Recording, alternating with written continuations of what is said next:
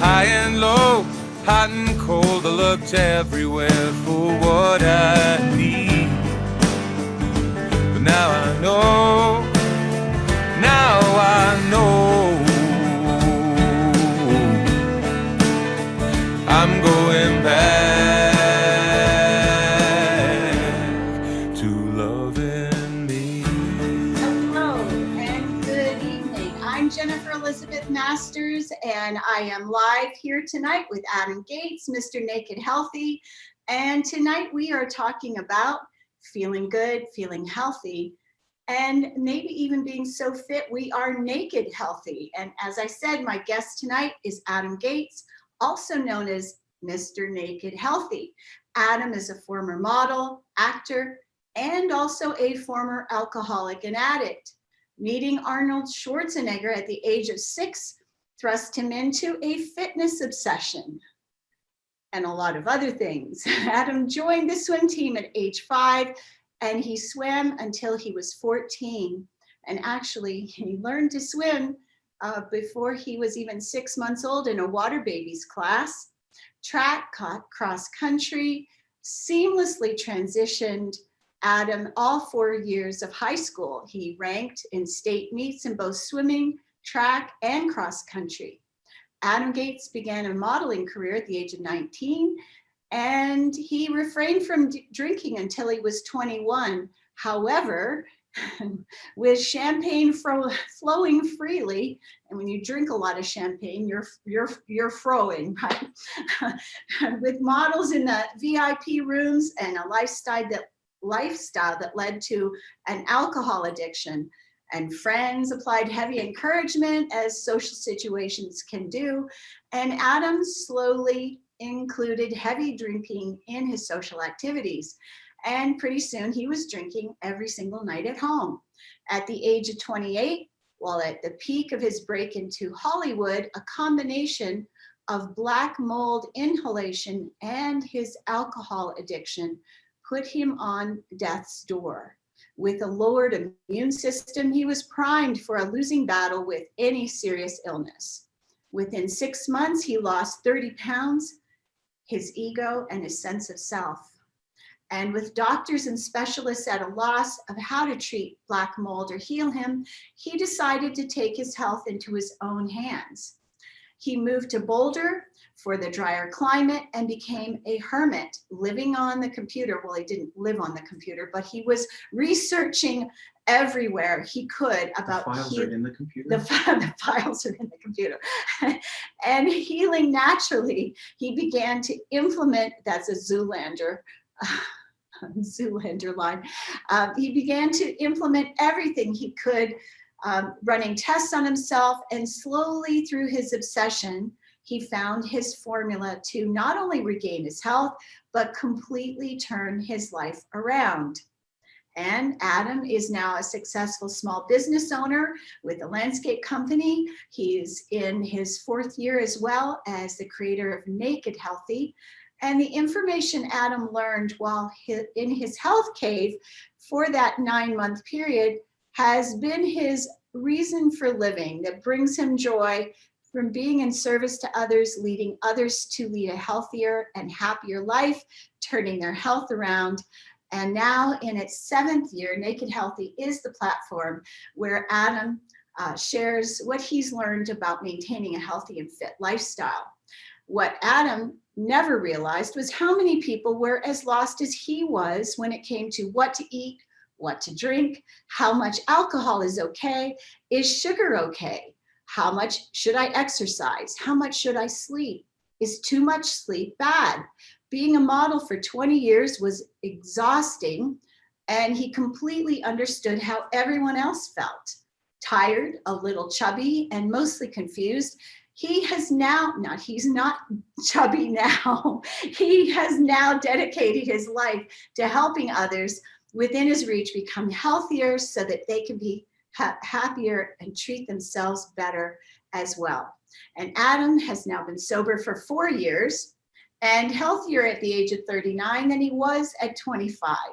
Welcome, Adam. Thanks, Mom. Oh, I didn't mention that, but Adam is also my eldest son, And If you couldn't tell by the resemblance of the haircut. and so we have put together a fairly interesting and comprehensive show for you to talk about how can you regain your health. And you know, I'm a little older than Adam, and one of the things that Adam has helped me do is reduce sugar and some other things. So what was it that you determined was the leading cause of your illness as far as health was concerned? Sugar. Yeah. Sugar. Yeah. Now, sugar being in Processed sugar, Okay. I would say. Okay. Sugar is the short answer. The very long answer of that is, and we're going to get into this, but sugar isn't everything. So unless you know how to avoid the landmines at the grocery store, like a professional, you're going to end up buying stuff that you don't think that there's sugar in. Well, let's talk about that. Milk, for example. Milk.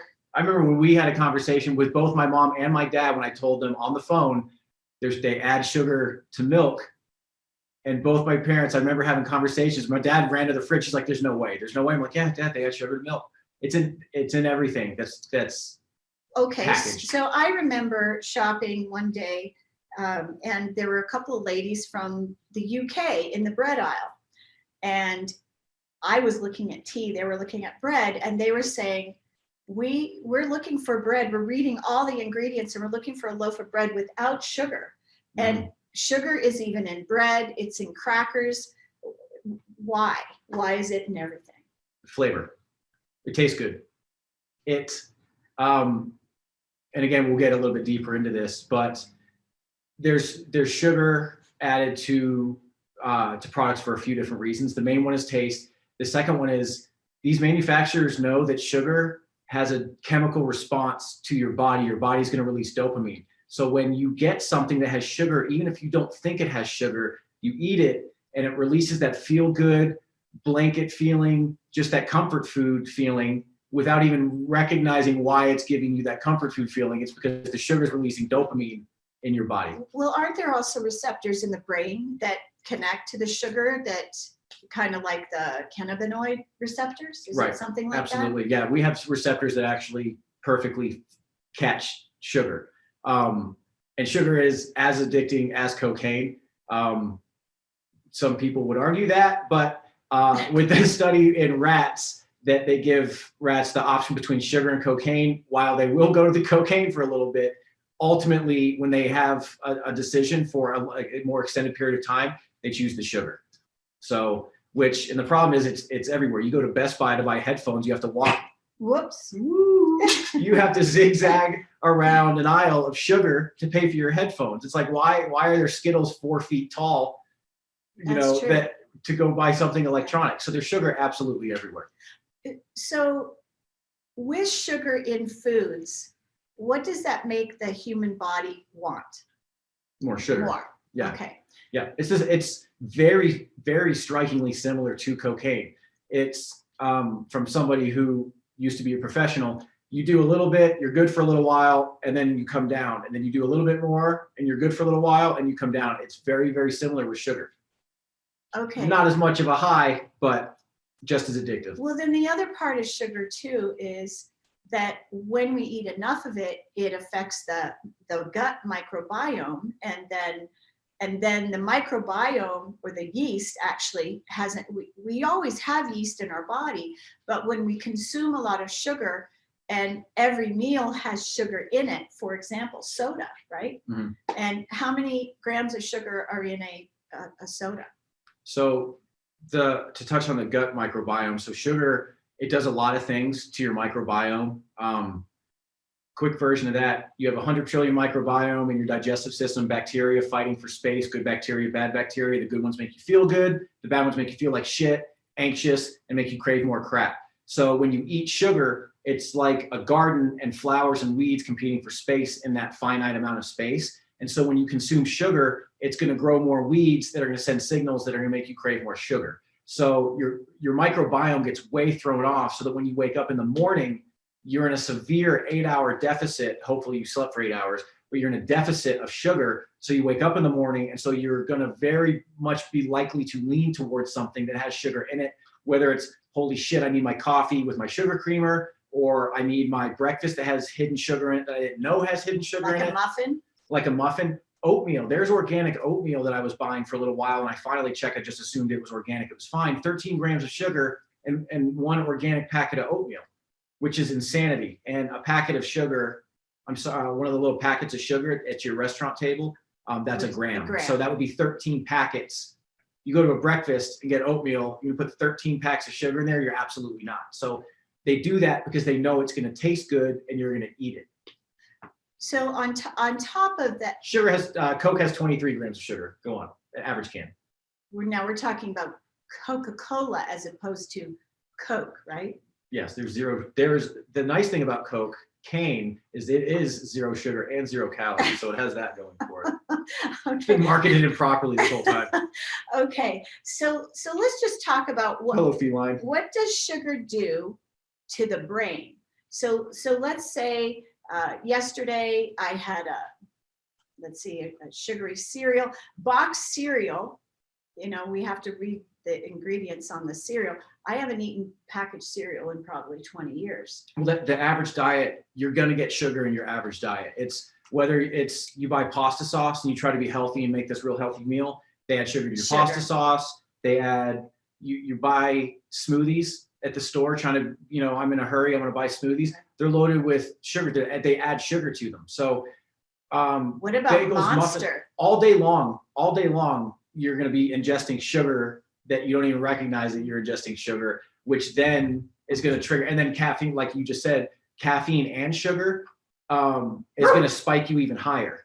So you have your baseline of where you normally would be without food. And then you have where you would be eating just a normal food. It'll spike you up for a little bit, and you have a natural gradual drop. Sugar spikes you and then drops you really, really quickly. So that's why you feel tired. You need more. It's the same when you have a bunch of caffeine in the morning, especially Starbucks, because it's really high in caffeine. So when you have that, especially with the sugar, that's why you crash really, really hard from that stuff, because it's like kind of like doing a big line of Coke. I'm sorry to keep comparing the two, but they're very similar. Well, let's talk about what other processed foods have sugar in them. Can you kind of name, like crackers do, bread, we said? Yeah, sure. So I will talk about things that you wouldn't think that there would be sugar in, because that's really what ticks me off. So for example, if you buy any pre-made smoothies, like I said, I already mentioned that, Odwalas, all that stuff, there's going to be sugar in those. The pre-made vegetable juices, like a suja, for example, most of those, if you look on the side, they add apple juice or they add something else. Even though it's not necessarily processed sugar, it's still sugar. So whether you drink soda or you drink orange juice or you drink water that you poured sugar into and you stir it and you drink it, your body responds to all of that the same. While the soda is going to have caramel color, which has its cancer-causing elements, and the orange juice says it has vitamins on the side of it, the vitamins that it has are not worth the sugar spike and the insulin resistance that you're slowly chugging yourself towards of the benefits. I've got a question for you. So is it better to drink a glass of orange juice or to eat an orange? Which is better? That's a great question. So the difference between the two of those, the analogy that I like to make with your blood sugar is this. When you let me say this, when you drink orange juice, it's like taking ice and throwing it into a hot mall parking lot pavement. How it just melts really, really, really quickly. That's how fast the sugar absorbs into your system when you drink it. When you have the fiber, it's like having the cooler and just opening the lid and letting the sun melt it. It's not going to melt right away because the fiber slows down the absorption of that sugar. So that's the difference between drinking any fruit juice. I don't care what fruit juice you're drinking sugar. And what that's going to do is spike your blood sugar. Like I said, it's going to slowly work you over years towards insulin resistance and then diabetes over time. When your blood sugar is too high, the insulin marches in and puts the lid on your blood sugar and pushes it back down. Over time, that lid kind of, so to speak, metaphorically speaking, shrivels up and it doesn't have the ability to be able to push down that blood sugar anymore. and then eventually that leads to diabetes. So that's essentially all it is. Okay. So, but the short answer is the fiber slows the digestion of the sugar. All right. So fruit juice, then, if we want to avoid diabetes, should be off the table. 100%. I drink no fruit juice whatsoever. Yeah, I don't Zero. either. I None. haven't had fruit juice in it. I would drink pineapple juice if I was in Hawaii a couple times, or mango juice, but I treat fruit juice the same way I treat eggnog, if that tells you how much I drink juice. Okay. That's not an exaggeration. So if we're concerned about gaining weight and calories, then Which you should be. Then let's and of course, most of us are concerned about that. So Because your health is directly linked to that. so let's talk about a breakfast. What would be a healthy breakfast for someone? No sugar, Mhm. right? How's oatmeal then for breakfast? Amazing. That's actually But there's a couple of different types of oatmeal. right. So let me give you the quick answer by what I eat. So red mill, gluten-free oatmeal. I have found that even the organic oatmeal, it's very hard for me to find stuff that sort of digests 100% properly and doesn't have sugar added to it. That's why I like the red mill. But regardless, I do the gluten-free. I don't like any of the flavored ones. You can add honey or coconut sugar and cinnamon and berries and nuts and stir that all up, and it's delicious. But you don't have to add processed sugar to it for it to taste good. So my favorite breakfast is a couple eggs and oatmeal. And if I have time, like I said, I'll throw a couple berries in there, some walnuts, drizzle some honey on there, some cinnamon. If you like nutmeg, you can get in on that. You can do, some people like to put coconut milk in their oatmeal stirred up. There's like 30 different types of nut milk now, so whatever you want. What about adding almonds or walnuts? Yeah, to oatmeal? yep. Do you know what cinnamon does to blood sugar? It helps regulate it. Okay, so someone with diabetes could regulate their blood sugar if they ate more cinnamon, yes? They would have more tools. It's like, yes, absolutely. The more regulation that you can get in your body, it's like fixing holes in a boat so that you don't sink as fast. Okay, so eliminating processed sugars help with that. You don't just have to give up all sweet things. I love cookies. I love sweets. pie. Since I gave up the drugs and all the other fun stuff, alcohol and all that stuff, sugar is pretty much the last thing that I can do that's not, I mean, I smoke pot, but that doesn't count. So we're not advocating living a depraved life. Absolutely right? not. So no, we're not maniacs. I had pie She yesterday. had pie for I did. It was breakfast, wasn't it? I think so. It was a special mountain trip, so it was an occasion. But it had nuts in it, in my defense. So the pie had nuts. And then I think drowning in cake. the pastries is one of the 4 food groups, right? So, it's okay to have a cheat day every once in a while, but if we're cheating at every meal, that's where the problems arise. Right. And also when you are eating, especially if you're health conscious and you're trying to lose weight, you don't necessarily even need to look at all the ingredients if you're starting out. Once you get good at this, I would say read the ingredients, but just starting out, sugar is one of the main things you need to look at. Because if you look at it and it's loaded with sugar per serving, it probably has a bunch of other shit in the ingredients. You look at it, it's going to have other chemicals that you don't recognize. You don't need to be eating that. So when these things, it's like spies drugging you all day long with sugar. You're like, why am I so tired? Can I get another coffee? Okay. Like I drink 3, 4, 5 coffees a day, but I'm doing okay. That's not normal. You shouldn't need that much caffeine. Okay, so this is bringing up something for me. There was a time where the American Medical Association, which I smile when I say it, they thought that coconut oil, avocados, and I'm trying to think of something else, were bad, very bad. And they went on this huge kick where everything went to low fat yogurt, low fat milk, low fat everything. And in lieu of the fat, because fat makes things just delicious, they added sugar. I love that you're bringing this up. Right? Mm-hmm. Well, it's what I do. Right. So in the 80s and 90s, so I'm 39. Anybody that's close to my age, mom is almost 80. So anybody that's her age, you remember 30 years ago, pretty much everybody was mildly fit. Like if you look back at the Yeah. 60s and 70s, everybody was pretty thin. They didn't have a muffin top. So around their dad bod didn't exist. The problem is What didn't exist? the dad bod, Oh, the Oh, the okay. acceptance of that. I think I have a Okay. cat here in my nose, so I'm sorry, or a cat. So in the 80s and 90s, they pulled the fat out of all of the food, and the food Right. tasted like shit. And so they said, we got to do something with this. They replaced it with sugar. So that's the difference in the food from back in the day compared to now. And then on top of that, there's just been a massive explosion in the processed food industry. When I was a kid, there was one kind of Oreo, maybe 2 or 3 on the holidays. You have like a double stuff. There's 50 kinds of Oreos now when I walk through the store. It's like walking through a candy rainbow. It's crazy. So my point is that the food market has completely changed. But the thing that has not changed as much are fruit and vegetables and that. Granted, yes, I understand that there's the fertilizers and things like that have changed. But my point is the chemicals and all the crap that's in the processed food is far more Franken-screwed than the vegetables and fruit that we could be eating. That's far more similar than it has been for thousands of years.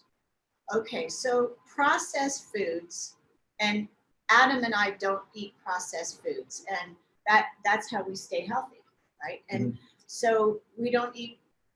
If I do buy crackers, the only kind of crackers I buy are the nut crackers. They're the only kind of crackers I buy. But as far as breads and that sort of thing, what's the best kind of bread to get if somebody wants to make a sandwich? I mean, if we eliminate, we're still on sugar though. Yeah. Well, actually, I mean, we can move into that if you want to talk about Yes. the sort of the 5 and 5 real quick. Okay, if you so want to we're- segue into that. I mean, we've already talked about the first one. There's one more thing I want to address about sugar. Not only does it could make us diabetic, but it's a lot more risky than fat for creating cancer, because sugar creates an acid environment in the body, and an acid environment is where disease lives. So, in today's environment, everyone's worried about their immune system. One of the fastest ways to take care of your immune system is to eliminate sugar. And You test this. Don't have sugar for the first half of the day and then eat like a honey bun or something like that that has a bunch of sugar in it. Tell me your nose doesn't start running in about 15 minutes. I will take a bite of something and sneeze after I've swallowed it within a minute or two if there's too much shit in it. interesting. Mm-hmm. All right, so we're recommending that you avoid sugar and minimize the amount of sugar that you consume. Right, within reason. It's slowly pulling things out of your diet consciously. Because if Okay. you're just bouncing around unconsciously, you're just a goldfish. So that's number one, sugar. So we're talking about eliminating 5 things from your diet to live a healthier lifestyle. Right on. All and, right. and introducing 5. Okay, so what's number 2?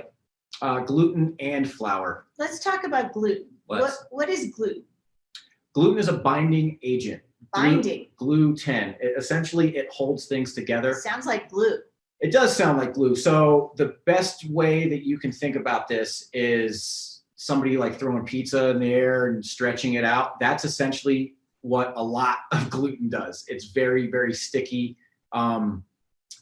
They add it to soy sauce to thicken it. They add it to Gluten and soy sauce? They add it to all sorts of things that if you don't know, my dad has celiac disease. So every time I go to Connecticut, it's a shit show. Or it used to be a shit show until gluten-free products started coming out 6-7 years ago. But it's in a lot of different things. Is it also called something else? Is it gorgum or what is that? Is that something else? Gorgum? No. No, that's not. Okay. But I don't think so. But anyway, so gluten and it's usually It's a thickening agent. It's a thickening agent. Exactly. It's a binding agent. It's a thickening So agent. what does a binding agent do to our intestines? Because let's talk about poop. It's my favorite subject. So how many times a day? I know Native Americans would eat and poop eat and poop. So if they had 3 meals a day, they would have 3 trips to the bathroom or wherever they were, the woods, I guess. So what does gluten do to the intestines? It will do one of 2 things. It will either constipate you or it will loosen your stools. So if you are going to the bathroom 3 times a week or less, you're constipated. And if you're constipated, think about it. You're eating food and it's just slowly, it's like Santa never taking his gifts out of his bag. That's not good. And if you have loose stool, then your body's not absorbing any nutrients. And now you're nutrient deficient and you're not near as healthy as you think you are. So you're eating a salad, but you're not absorbing a salad. So how could somebody tell if they're gluten intolerant?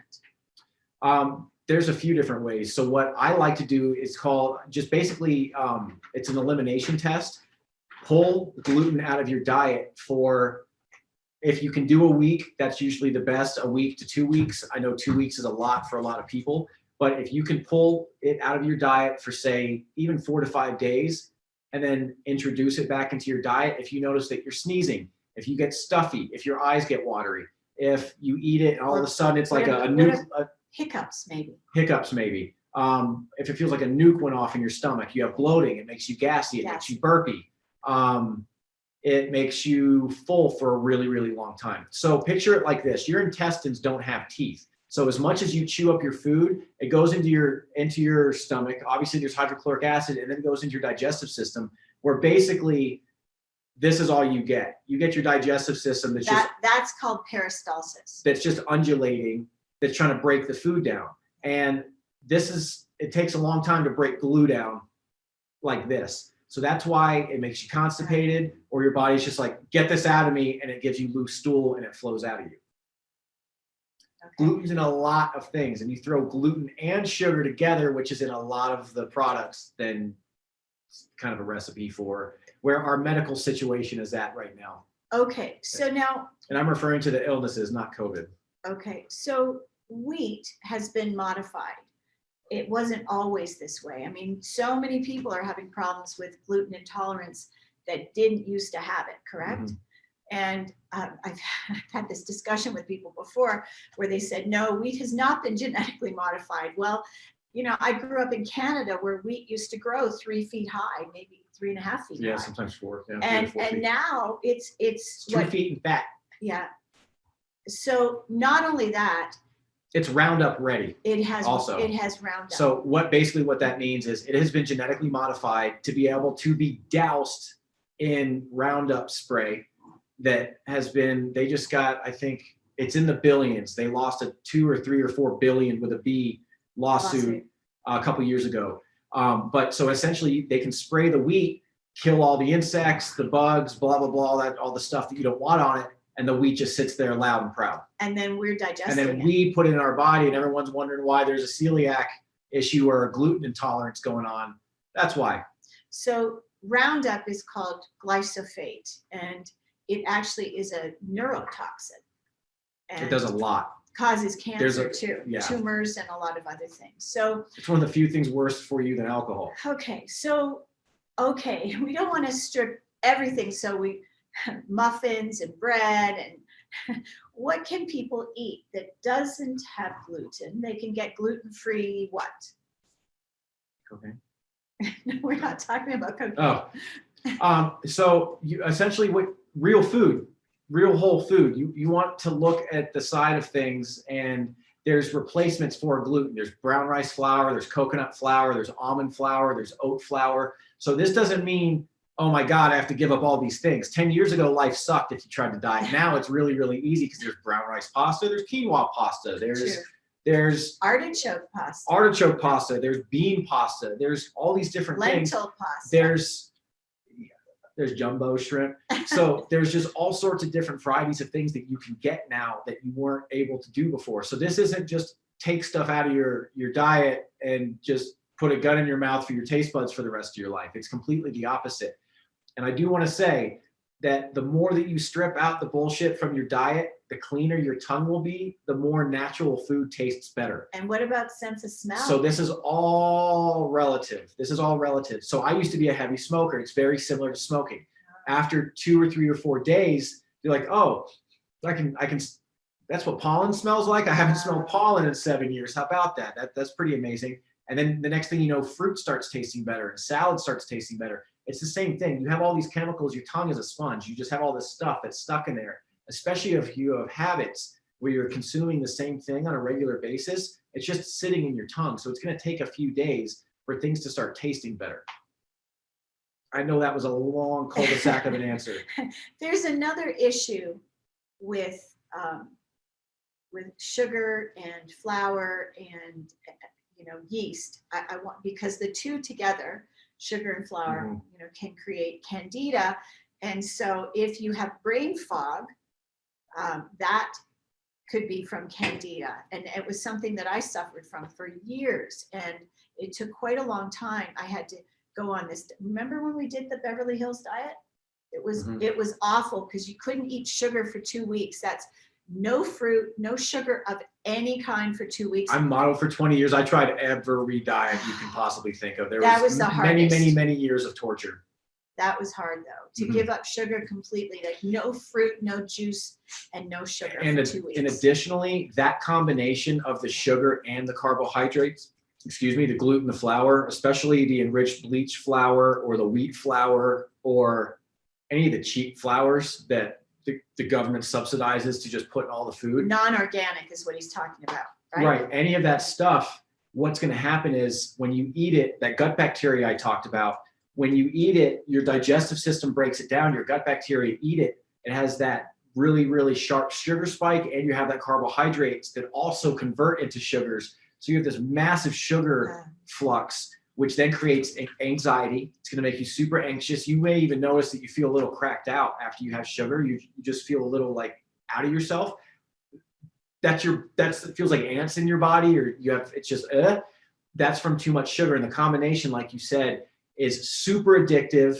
It creates really bad bloating, all sorts of different issues in your body. And we haven't even talked about inflammation yet, which is the cause of most diseases. Let's talk about that.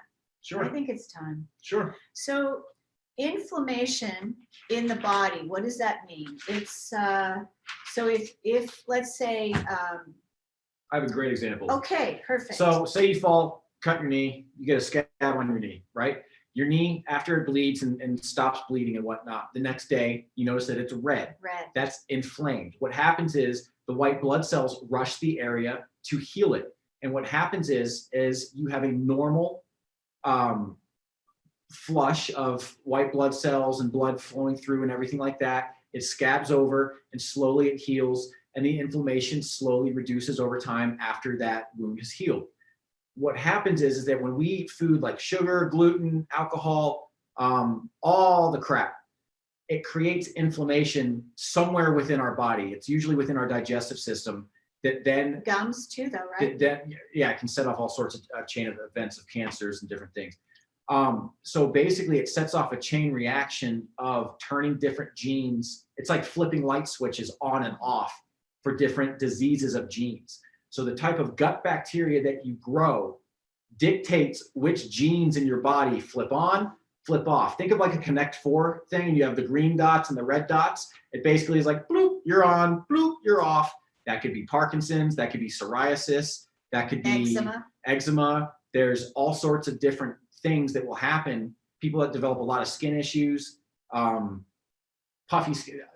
There's a wealth of things that can arthritis, rheumatoid arthritis, right? Right. Yeah.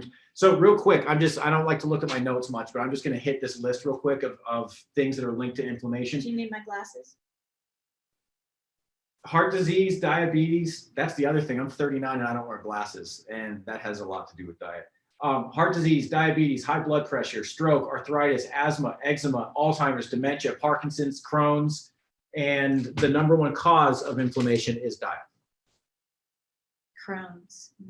And that's a really painful disease. IBS, Crohn's, colitis, essentially, intestines. And I heard this a few years ago that doctors were thinking and projecting that 80% of people, especially in the United States, would end up dying of bowel related issues, that death begins in the colon.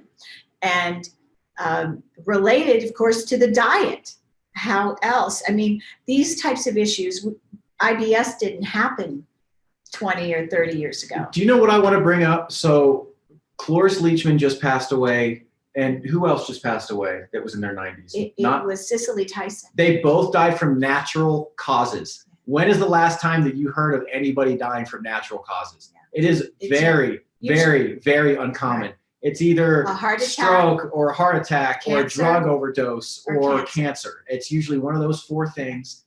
And they were old school. They lived to be old because they grew up when they were kids. They didn't have Oreos and Skittles and Snickers put in front of their face their entire life. Look at your grandmother. It was like my grandmother. My mother is currently 98. She'll be 99 this July. And, you know, my father always had a vegetable garden, and she grew up, you know, in Canada in poverty, and they didn't have a lot of meat. That's what I want to talk about too. So they never ate a lot of meat. To this day, she eats a little tiny bit of meat. She doesn't eat a 15-ounce steak, or never did. So it's mostly vegetables. So when my mother cooks a meal, she'll make potatoes. She loves potatoes, but she always has 3, 4, or 5 vegetables and a salad every single day. And all her desserts were homemade. Homemade desserts. Always. Yes. Nothing I from remember a box. There's always pies and True. Homemade. Always homemade. Yeah. So one of the things that's really important is we talked about digestion and elimination. So eating an apple every single day gives you enzymes and fiber. There is some truth to this. An apple a day keeps the doctor away. So constipation can lead to all kinds of health problems, not to mention you feel like shit. Mm-hmm. Right? Right, absolutely. And when you eat more plants, and so far we've talked about things to eliminate, but eating plants, and these can be cooked or put in smoothies or done in all sorts of different ways. So when I say eating fruits and vegetables, don't just think, oh, a pepper, that's boring. You don't think like that. When you think about eating meat, you don't think about a raw piece of chicken. You think about what the chicken looks like when it's done being prepared. So it's about mindset too.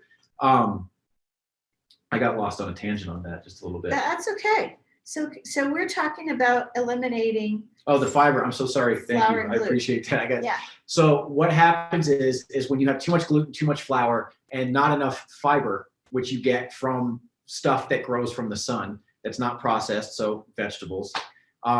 What happens is the fiber actually works its way into your stool and helps it sort of slide through your digestive system easier.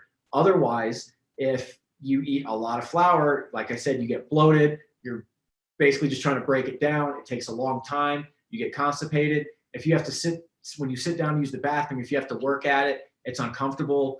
Or you can get hemorrhoids. It should just be a natural process. You shouldn't really have to work at it. So that is what fiber does. If you don't have enough fiber in your body, you're gonna have dehydrated poop, and it's just gonna be really hard. So literally, how can people get more fiber? So oatmeal, right? Mm-hmm. Peas instead of corn, right? Because that has protein. Are we getting to that later? Are we talking about fiber later? We can talk about fiber now if you want. Okay. So as an older woman, and I'm slightly older than him, but one of the things that I've noticed is that getting rid of a tummy was challenging the older I got. And as I've eliminated bread, I eat it very rarely, and that sort of thing, but I'm eating more fiber because I want my tummy flat. Right. So the more that we can go to the bathroom easily, like 3 times a day. We have 5 to 20 pounds of poop most of us sitting in our bodies at all times. Some people have more than that if it's several days, right? And so well, over a lifetime. Okay. Well, John Wayne and Elvis Presley. That's not true. It's not true? Okay. All right. So if you want to lose weight, one of the ways that you can lose weight more easily is to eat more things that have fiber, so that the food goes in, it gets digested, and it goes out. Think about Rent. We'll use a Rent. garbage disposal. I was going to say the toilet. We'll use a garbage disposal because it's less gross. Picture putting a bunch of stuff in your garbage disposal and it goes down into the drain. And imagine if it just sat there and we didn't have a sewer system that worked, that came and flushed everything out. Over time, stuff would just pile up and pile up and pile up. And then eventually there would be less and less and less room for the water to flow through. And then you're going to have a blockage. So that's exactly what happens in your body over time, eating all the crap and eating stuff that creates yeast and gluten and sugar and all this stuff that just builds up over time. We have all these little nooks and crannies and creases and crevices in your 28 feet of digestive system that you have. Stuff gets stuck. You have got to flush it out. You wonder why you don't look as good as you want in a bikini and you can't suck your tummy in. You can't suck your tummy in because there's poop in you and you need to flush it out. Okay, so toxins, yeah. If you have too much, there's exactly. Toxins. If it doesn't move out quickly enough, you're going to have toxins in your body. Your health, your face won't look good. Your hair won't look good. Your nails won't be healthy, and your breath will be bad. Mm-hmm. You know, when you wake up after a hangover, that's the best example. Your skin looks puffy. You have dark circles. Basically, you're dehydrated. Your face is inflamed.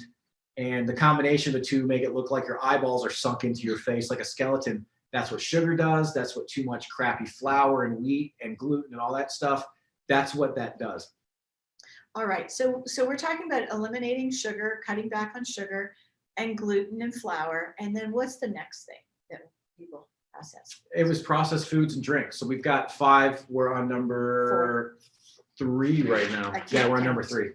Yeah, processed foods and drinks, which honestly is pretty easy. We'll just fold that on top of the other things that we've talked about because we've covered we've been talking about processed foods. So just to be real quick about this, technically most stuff is processed. I was talking to Mom about this earlier. Technically a rotisserie chicken is processed because somebody else cooked it. Somebody else did something to it. It's technically been processed. It didn't just magically appear cooked. So when I say processed food, what I mean is food that is meant to sit on a shelf for an extended period of time that has had sugar added for flavor and sodium added for shelf life. And what that does, those two things are the combination that make you want to eat more, but you never feel full because there's no nutrients in it. So you eat more and more and more and it tastes good and you're getting this dopamine response and you just turn into this conveyor belt where you're just shoving stuff into your mouth and you're like, holy shit, where'd that bag go? It's a little bit of dopamine. So processed foods could be donuts and... Think about the middle of your grocery store. That's a super easy fix. Okay. Most frozen foods are shit. Most chips are shit. Most cookies. Packaged products. Yeah, stuff that's packaged.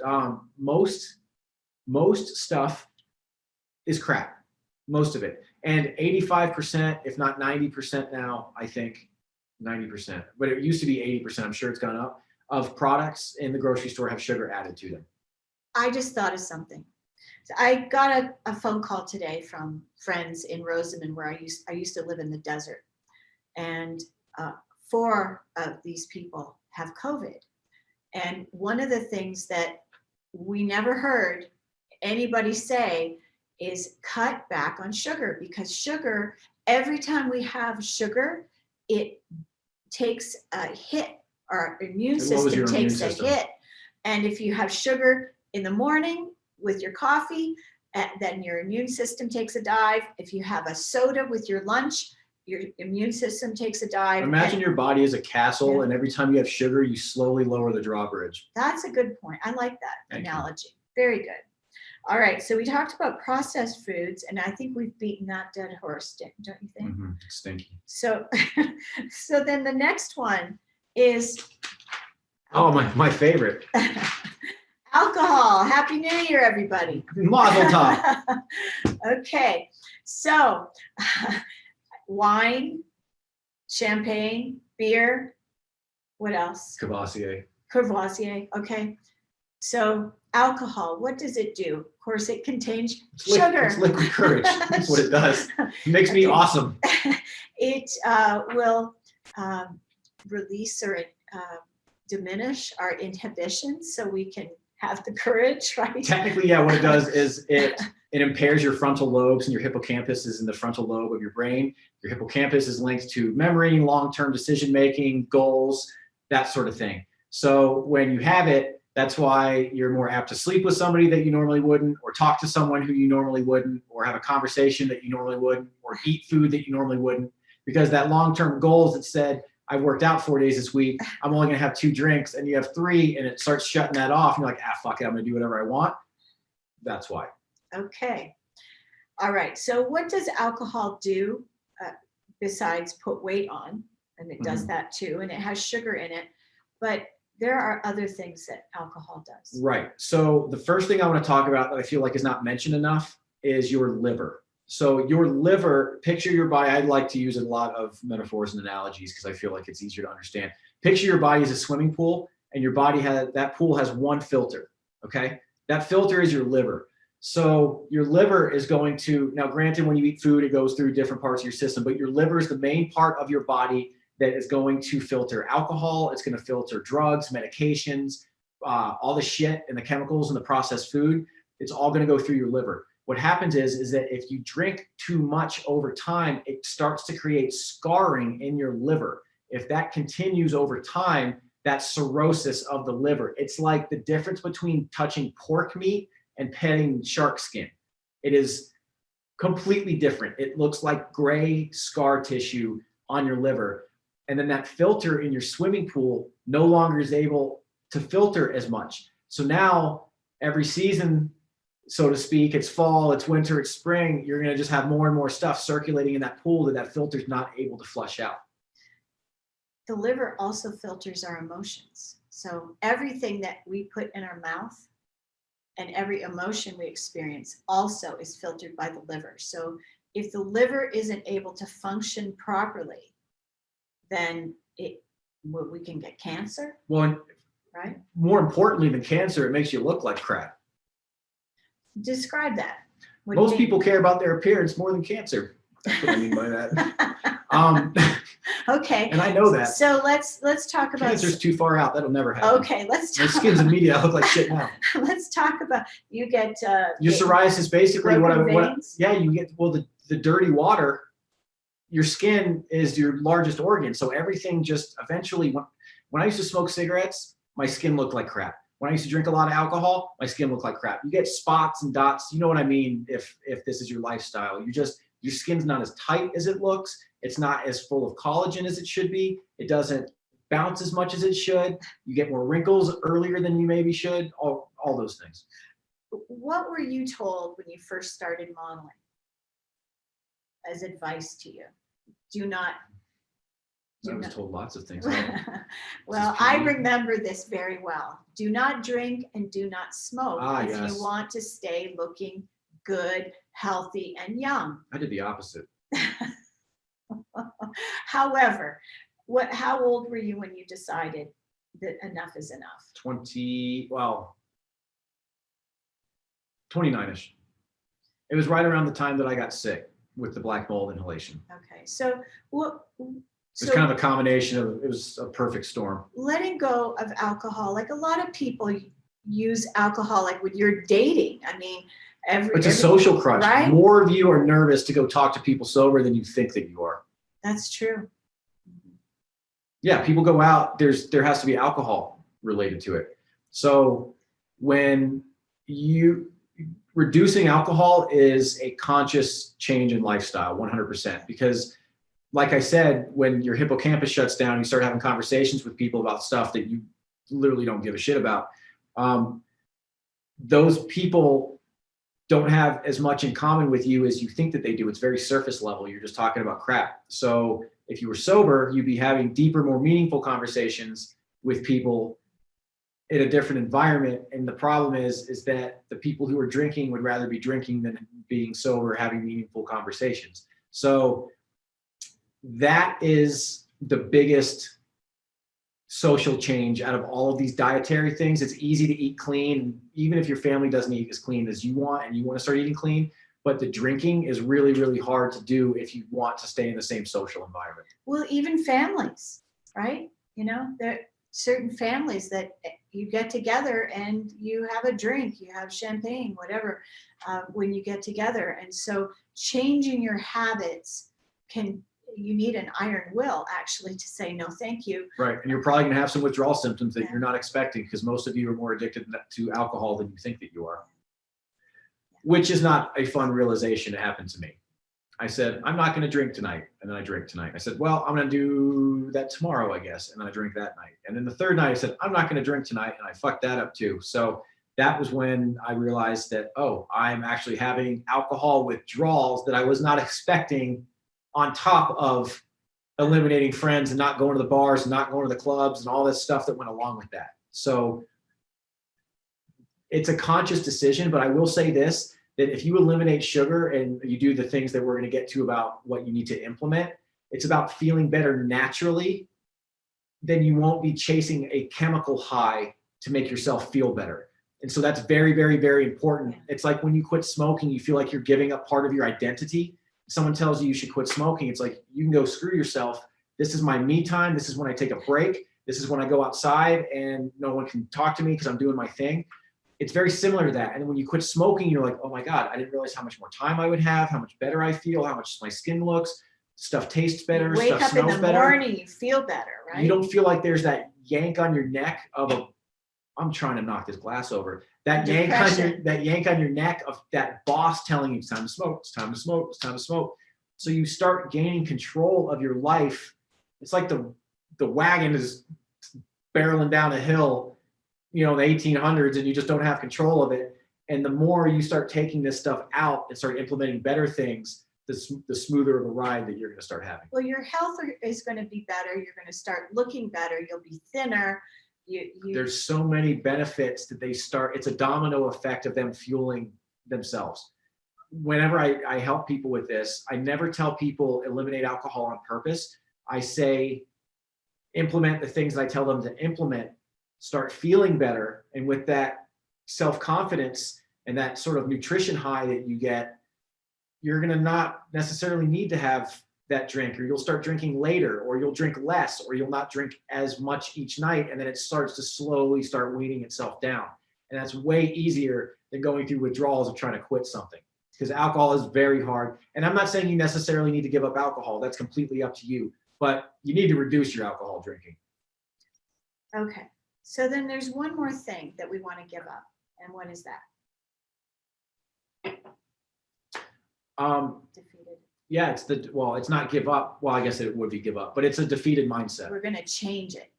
Right. So how can we change our mindset? It's not a food. I know most people would probably expect the fifth thing to be a food, but think differently, right? Right. So again, I'm going to resort to my notes. I just want to flip through a couple things that I wrote down here that I hear a lot from clients, or that probably is something that one of you have at least experienced. I named a couple things earlier for Mom. I'll do it next time. So you wake up in the morning and you say, well, I was planning on doing my healthy breakfast, but I'll do a healthy lunch. That's a defeated mindset. That's not that's not going to get you to where you're trying to get.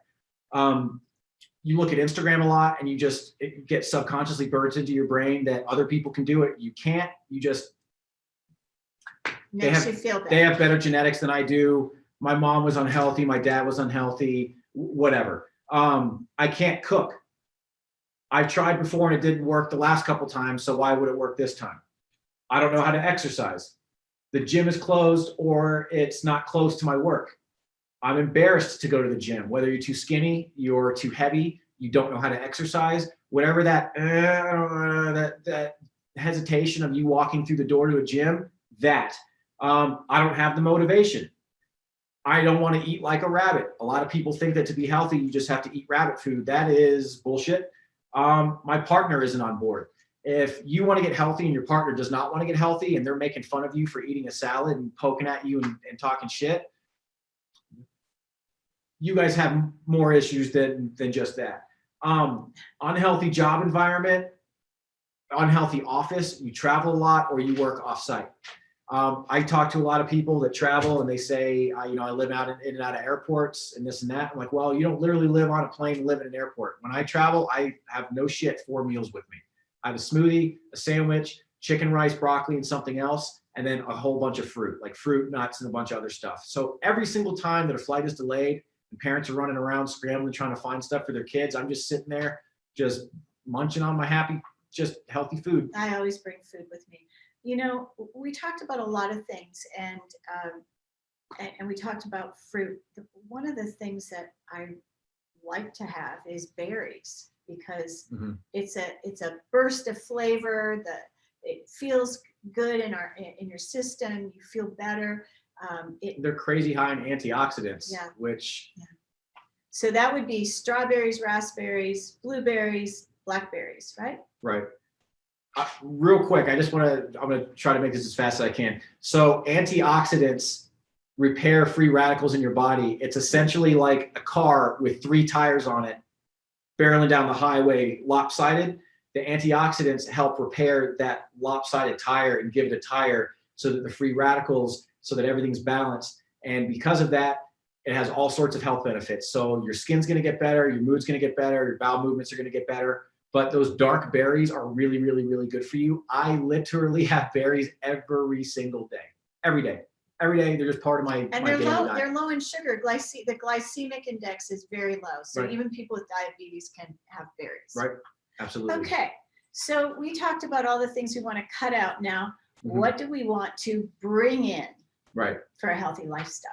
So there's the 5 things, and I'll just tell you the 5 right now. I'm not going to keep you, Guessing, and we'll just tell you what they are, and then we'll go through them and the reason why. So lemon water first thing in the morning, a healthy breakfast, obviously in the morning, a smoothie that you would make in the morning, your lunch that you also make in the morning, and then exercise.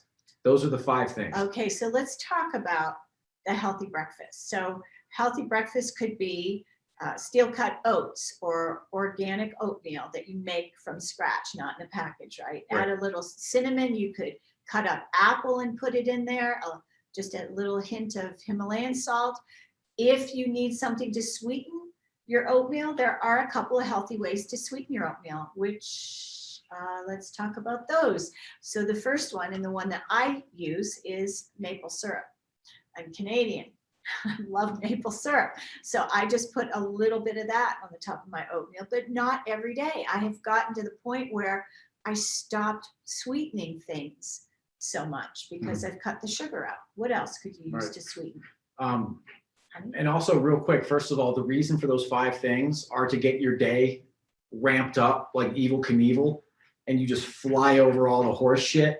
This is 10 o'clock, this is 11 o'clock, this is noon, this is 1, this is just you flying over all the crap. That's the time that you'd be pounding coffee, eating snack food at work, you scramble for lunch. Hey, we're going to Five Guys, who wants burgers? You're like, screw it, what else am I going to eat? I don't know. Yeah, fine, I'll take whatever. And how many calories in a burger? You're at the mercy fun? of your day, and you're never going to get in shape when you're just at the mercy of your day. So the purpose of the lemon water, the breakfast, and all that stuff is to get you launching your metabolism going. It's to keep you from reaching for caffeine. It makes you feel good, so you get this nutrient bomb. The lemon water flushes out your digestive system, so all that junk and gunk we talked about, your digestive system with all the gluten, that will flush it out. It also flushes out your liver, which is that swimming pool that we talked about, so it helps clear that out. It will help clear your skin directly. So the lemon water gets you started. It helps empty your stomach. You wake up and you're like, oh, I'm not hungry in the morning. It's because you're stuffed. It's because you have crap in your stomach. That's why you're not hungry in the morning. So we're talking food prep. So I work from home, but I still prep because on some of my days, I have back-to-back clients and I only have maybe 10 minutes or 15 minutes to eat. So right, and it pulls you out mentally out of what you're doing. Right. So if you're planning on hustling your butt off into some creative zone for a few hours, and then you have to stop and think about food, that's why I like the smoothie, because you do lemon water, then you eat your breakfast in the morning, and then when you start to feel that little bit of a dip, boom, you just reach for something. You're like, I'm not really feeling like I need lunch, but I'm sort of hungry. You drink something. It's full of all sorts of healthy stuff. So let's talk about what kind of things you could throw in your smoothie. So what I usually like to do is I like to do 50-50 fruit to vegetables, but if it's somebody that's just starting out, then then I will do I'll say like 60% fruit and 40% vegetables. but I will usually throw in some berries, maybe a quarter cup of oatmeal, some spinach, a little bit of broccoli. Half an avocado? You could do half an avocado. So I will throw the fat in there. Will either be an organic almond butter, organic peanut butter, or a little bit of avocado. And then I will do coconut milk. What And about and blend that coconut up. oil? Do you ever put a dollop of coconut oil in? Nope. No? No? Okay. Nope. You could, Okay. but I eat so much coconut oil throughout the day and all the food that I don't need anymore. Let's Plus, I talk rub it on my about skin. coconut oil though. Coconut oil was used by pig farmers. This is how they discovered that it helps us lose weight. They were feeding it to the pigs and the pigs were getting thinner. So coconut oil, because why is it? Something to do with, it's not glycemic It's a index. medium chain A triglyceride. medium chain triglyceride. And so you could put coconut oil in your coffee. That will help you also, right? Yeah, so basically coconut oil, it's just really, really good for your body. Most fats that are found in our dietary availability are not good for you. Canola oils,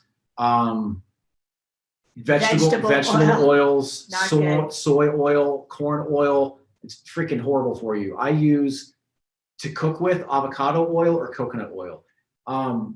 If you can't, like, What do you think of olive oil? olive oil is good, but I usually don't cook with it. Why?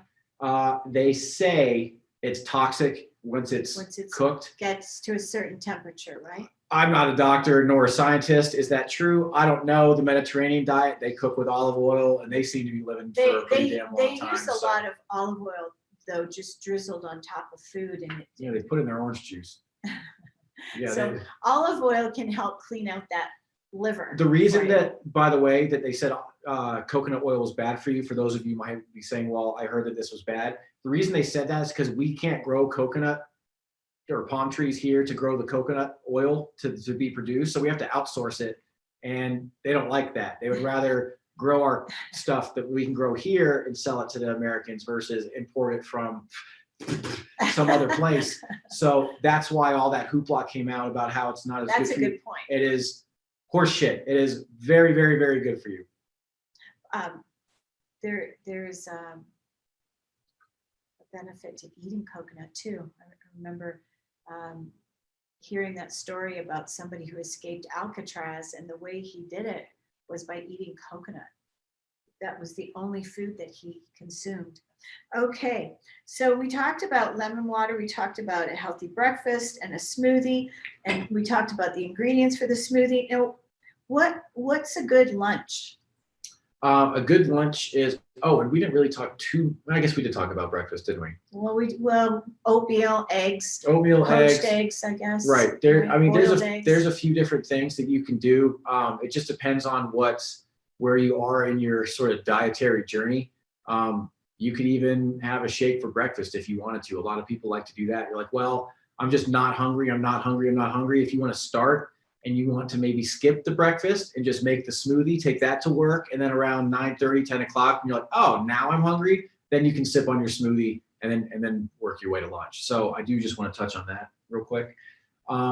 As far as lunch goes, I usually rotate some type of healthy carbohydrate, a little bit of meat, and vegetables to make it as simple as possible. All right. So how do you feel about white rice versus brown rice? I actually eat it. Okay, but brown rice has what? More protein, and It has more nutrients in it. it has a higher fiber too, Right. content, I believe. Right. Right? Mhm. Okay. Yep. Okay. There's a time and a place. I eat white rice because I eat it. I have a very fast digestive system. And if I'm going to go work out or I'm on the landscaping job site, I want a fast digesting carbohydrate, and white rice is very quick to digest. It burns Brown fast. rice is slower to digest. So I want to eat food that's just going to crank away in my digestive system, and then I can go do whatever physical thing that I need to go do because I'm like Tigger. Okay, so lunch could be soup, right? We could make Sure. a soup. Yeah. Okay. Yep, soup is great. Chicken broth, bone broth, it's really, really, really good for you. There's collagen in it. It helps with your skin. It helps with your bones, as long as there's vegetables in it. But that chicken, rice, and veggies combo that I said, that could be quinoa. That could be sweet potatoes. That could be, there's all sorts of different healthy carbohydrates, but you want to stay away from stuff like white pasta, mac and cheese, that sort of stuff. You want to try to lean towards the healthier carbs. The things we call comfort foods are Right. called comfort foods for a reason. Mashed potatoes versus, like I like to make my potatoes. I'll dice up potatoes, throw them in a pan, pink Himalayan salt, coconut oil, saute them. I've got healthy French fries, and they are very satiating. You could throw a little cayenne pepper on there. I too. throw red pepper flakes Yes. on them sometimes, and some other stuff. Okay, so then the last thing is exercise. Right. And Absolutely. you had said something about squats being really good for boosting hormones Right. for men and women, correct? Right.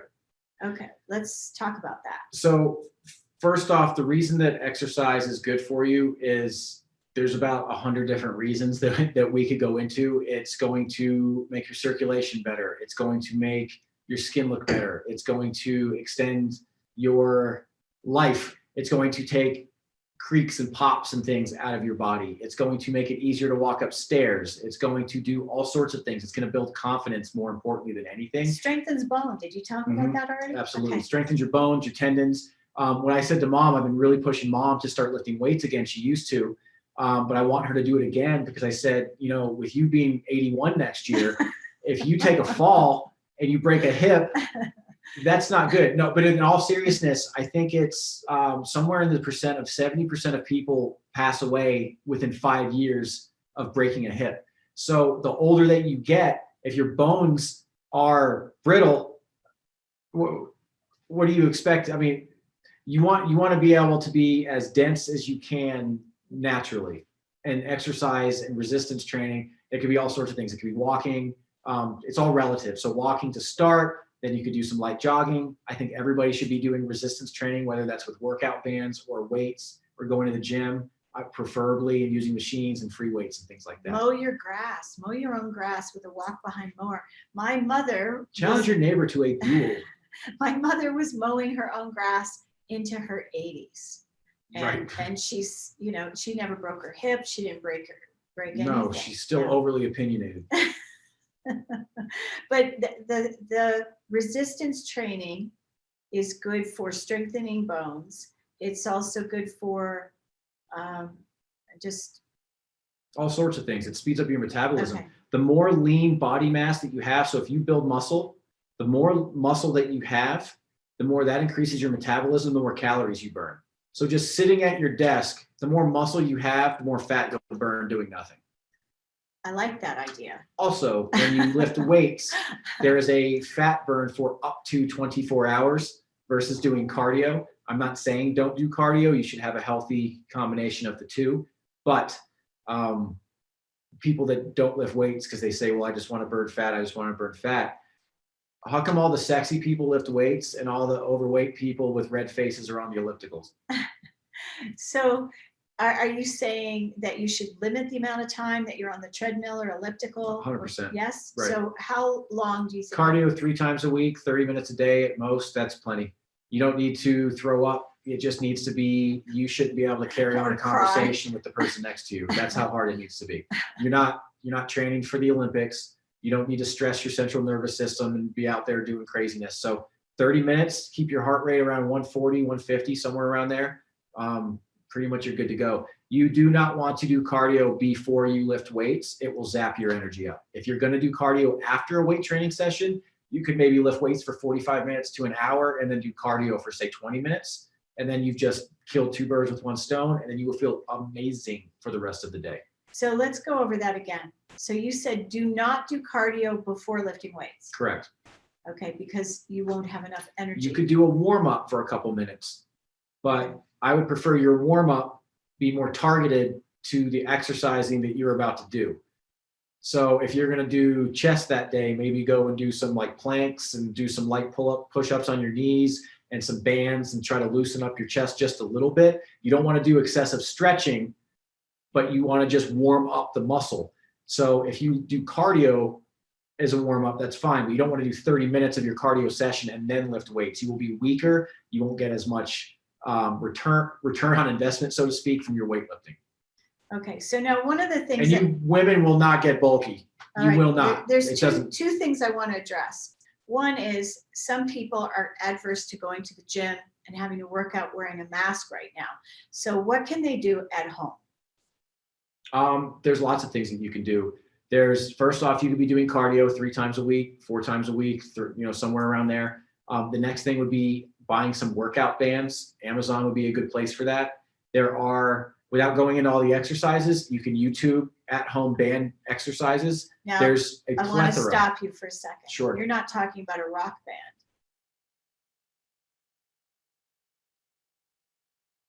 No. So you're not suggesting that they go get Bon Jovi or, You could, oh, if you wanted you to. might lose weight. He looks pretty good. Okay, so Yeah, so there's workout bands that you can get on Amazon that are great. If you can pick up some dumbbells at your Facebook Marketplace, you don't need a whole home gym to do things. There are a ton of home workouts that you can do with very, very minimal equipment or an investment of $50 or less. You don't need a bunch of stuff. It's about, I like to do full body workouts. That's my favorite thing because I just feel good head to toe. So you just want to get your body moving for 30, 45 minutes to an hour, somewhere around there for your resistance training.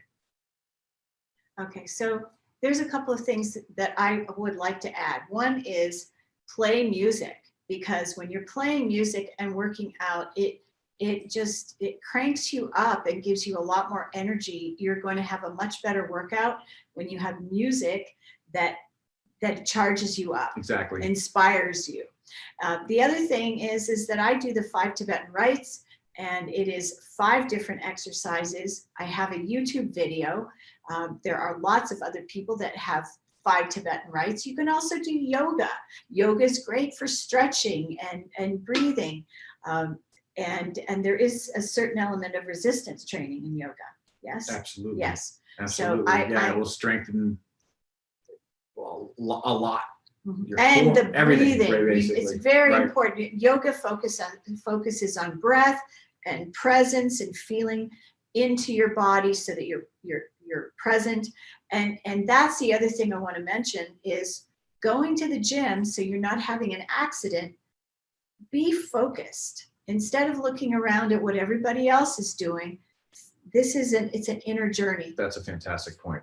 Right. When you go to the gym, the more you look around, this is the best way to put it. Imagine that your energy is like a snow globe, right? And when you walk around, everybody you look at, you're like throwing a little bit of water out of your snow globe towards them. If you're just looking at everybody, checking everybody out, before you know it, your energy is so scattered all over that gym, you're not within yourself to be able to focus and get what you need done. You're going to feel less of yourself. You're going to compare yourself to other people.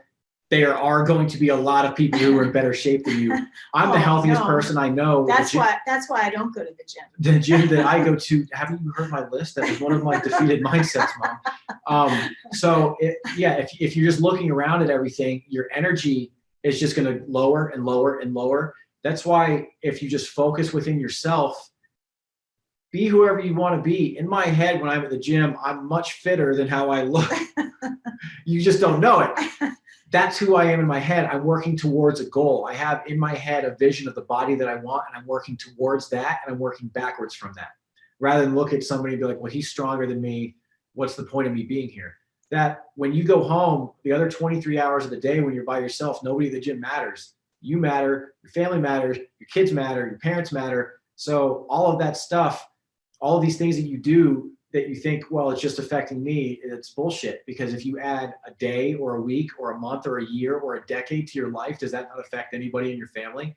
And the older you get, if you have kids or grandkids, do you want to just have all your parts rust and fall apart and not be able to play football with your kids or soccer or go to the beach? You're just like, no, I'll be in my scooter. Thanks. I'm fine. That's not the life that I want to live.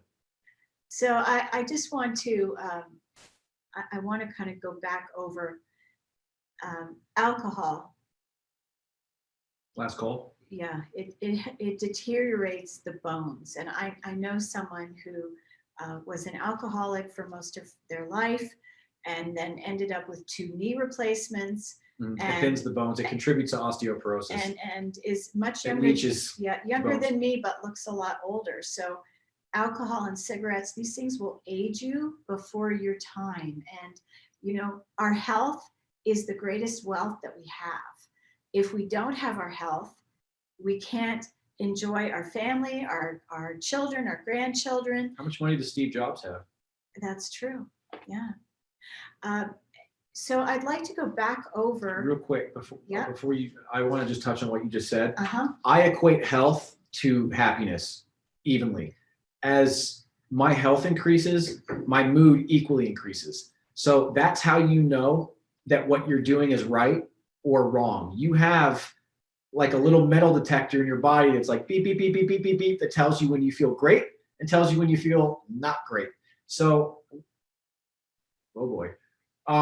We might have a light timbering over here in just a second. That light's not feeling great. So when your mood is good, you're feeling good, you're not worried about stuff, you're not stressed, you're not having weird armpit sweats and body odors and weird things, and you're like, oh, that's not normal.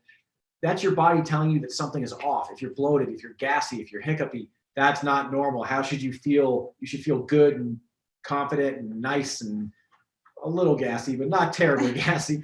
That's why I don't go to the gym. So you will feel better, and you'll know that you feel better when you start implementing these things. That's how you know. It's not like, well, I'll feel better in a week or a month. You will feel better like that day. If you eliminate a little bit of crap and change it with a little bit of good stuff, you will feel better that day. You are getting more nutrients, more micronutrients. You're getting vitamins that you wouldn't have otherwise had. You're getting more hydration. You're getting more fiber. Your body will be very, very happy. So before we do, we're going to review the 5 things to eliminate, Right. and the 5 things that we want you to add. How can people get in touch with you, Adam? Pony Express, and I have a Instagram, which is Naked Healthy by Adam Gates, and it's Naked Healthy _ Adam _ Gates. Yeah, there's no more underscore. So if you are following me on Instagram, I'm Gem Soul Sculptor, then you'll see Adam is one of my, what are you on? Friend. You're a friend. Okay. My son is my friend. Okay. So you can reach Adam that way. I post a lot of food on there very regularly. I post my lemon waters, my vegetable juices, my Videos, smoothie recipes. How to do a lemon water. How to right? mindset, how to stay motivated. I'm really big on the psychology of this because I realize that that's the main reason that a lot of us just don't do things. It comes down to yes or no. Otherwise, we would all be really fit, right? So it just comes down to these blocks that we put up ourselves and lack of knowledge. So that's what I try to help you with. If you know why you should do something, you'll be more likely to do something than just, hey, don't eat ice cream. Well, why? Because there's fat in it. Any other reason? You got? No, just it'll make me fat because I can run and burn that fat off. I need more reasons than just that. But if you tell me that the dairy has over 60 different types of hormones in it, and it's going to cause yeast within my body, and it increases the mucus production within my body, and then the sugar is going to make me fall asleep fast, but then interrupt my REM sleep. If you tell me all these things, now I have ammunition as to why I don't want to eat ice cream rather than just to taste good. It's not going to completely take the cravings away, but it freaking helps. Yeah, that's one of the things that my ex-husband used to do every single night. Mm-hmm. And he died He's not at alive 52. anymore. So And he was a runner. ice cream is something that I have eliminated. I eat it once in a blue moon, and only usually a very small amount.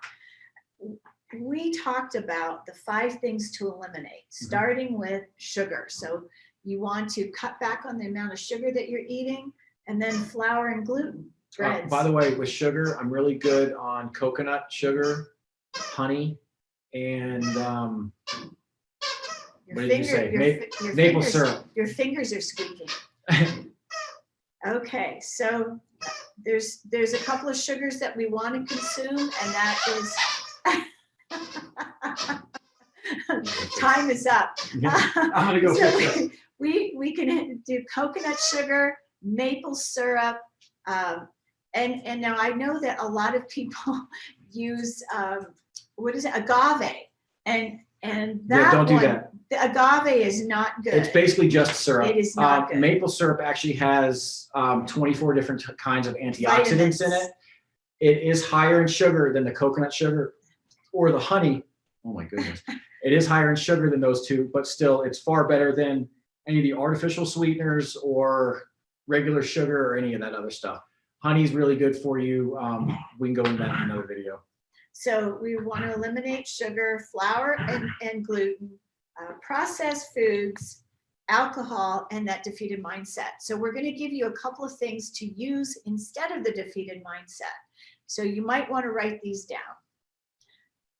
Number 1, I can do it. I'm stronger than that. I can be successful. I'm looking better and better every day. Chime in, Em. Just baby step. I didn't want to interrupt. Just baby step into it. It's if you're going to start trying to be healthy and you have this vision of what your body's supposed to look like, that's probably a year away, but it doesn't mean that what you look like right now, that in a week you're not going to feel completely better that you've lost 4 or 5 pounds, because in a week or 2 weeks or 3 weeks, that time is going to go by anyways, and you could be making significant improvements to your life. So you didn't get to this point in a week. You're not going to get out of this in a week, but it's about slowly implementing changes so that you feel better and your quality of life is better. I know everybody doesn't care about abs, but I care about you feeling better so that you treat yourself better and then you treat other people better, and it becomes just this self-perpetuating engine of, I don't feel as crappy. I have an idea too. If alcohol is a challenge to give up, maybe Monday through Thursday you don't drink at all, and then only have alcohol, say Friday, Saturday, and limit the amount that you have to start. What do you think? There's all sorts of different ways that you can wean. My issue was I wanted to drink all the time, and so honestly what I did, because I had an alcohol dependency, is I started weaning out the crappy stuff. So I used to drink drinks with mixed drinks, just think cranberry and gin tonic and all that stuff. I knew I wanted to stop drinking, but I wanted the alcohol, so I just started doing shots of vodka. And I know that sounds ridiculous, but it was not enjoyable. It would get me the desired effect. It would take like that I need to drink away. And I didn't like really look forward to it like, oh, I'm going to have one of my nice refreshing gin and tonics. It was less enjoyable. Same thing when I quit smoking cigarettes. I bought brands of cigarettes that I did not like, so that it took away that dopamine response. It lowered it a little bit so that it's not as heavy on my back. Great idea. Okay, so again, it's eliminate sugar, flour, gluten, processed food, and processed drinks, attitude, alcohol, and the crappy attitude. which we all have. You just gotta like we rise more and above, more. right? Onward and upward. And then we want to do differently. Lemon water, right? Healthy, start your morning off. healthy on breakfast, oatmeal, eggs, and then maybe a smoothie with veggies and maybe some berries. Definitely some berries. A healthy lunch. I do a salad every single day. I do a salad every day It as helps. It helps with a lot of things, of course. And if you find things that you like that you can start making every day, that you have to like, that's why I like eggs and oatmeal. I don't have to think about it. I wake up, lemon water, don't have to think about it. Breakfast, don't have to think about it. Smoothie, don't have to think about it, because I do the same sort of things. And then I start getting a little bit creative further on in my day, so that when I wake up, I just make my bed, and I just go about my day, and I start doing just, it becomes habit without having to think about it. Because if this is exhausting, you're not going to want to do it. Well, one of the things that Adam has, and he does this on his videos, is oatmeal pancake, which is amazing without any sugar at all. And they're gluten-free. So that is something to look him up. And then we want to do exercise on a regular basis. So that, at the end of my show, I always do a bullshit segment. What is bullshit? The bullshit is, don't turn your health over to someone else. Be responsible for your own health. Take this life that you have and boost your immune system by exercising and eating better, and you'll end up looking younger, feeling better. So the thing that's bullshit is that you can't do it, because I know you can. There's an article actually that just came out that was entitled Warren Buffett's #1 investment. And it was basically, what's the one investment that you should make in your life? And I had a feeling I knew what the answer was before I opened it, and it was invest in yourself. Wow. which makes the most sense to me, because if you don't invest in yourself, who else is going to want to invest in you? You're not going to be the best version of yourself that you could be. So implementing small little things, you don't have to implement all of this at the same time. That's probably not likely. We all have emotional triggers Baby and things steps. like that. Take baby Absolutely, steps. baby steps. And yeah, just invest in yourself, because if you end up in the medical system, there's a good likelihood that they're just going to run tests on you and just spin the wheel and see what happens. So you are worth it. And you know, both Adam and I had health issues that led us to live a healthier I have lifestyle. 3 doctors that had no difference between their head and their ass. I'm not saying that's all doctors, but that was the 3 that I dealt with. And none of them knew what was wrong with me. And I realized that I had to heal myself. And that's why I'm the way that I am now. Yeah. So, and the same with me. I had fibromyalgia and Epstein-Barr and depression, and I healed it all by loving myself. So you are worth it. You deserve to be healthy and fit. And hope that you will check out Adam's blog and check him out on Instagram. Naked Healthy. What are you again? Mm-hmm. Adam Gates. Is it Naked Healthy? By Adam Gates. By Adam Gates. I'm the only naked healthy on there. So. Well, thank you so much for being here. I'm Jennifer Elizabeth Masters. I send you lots of love. Mwah! Thank you. Have a great night. I'm going back.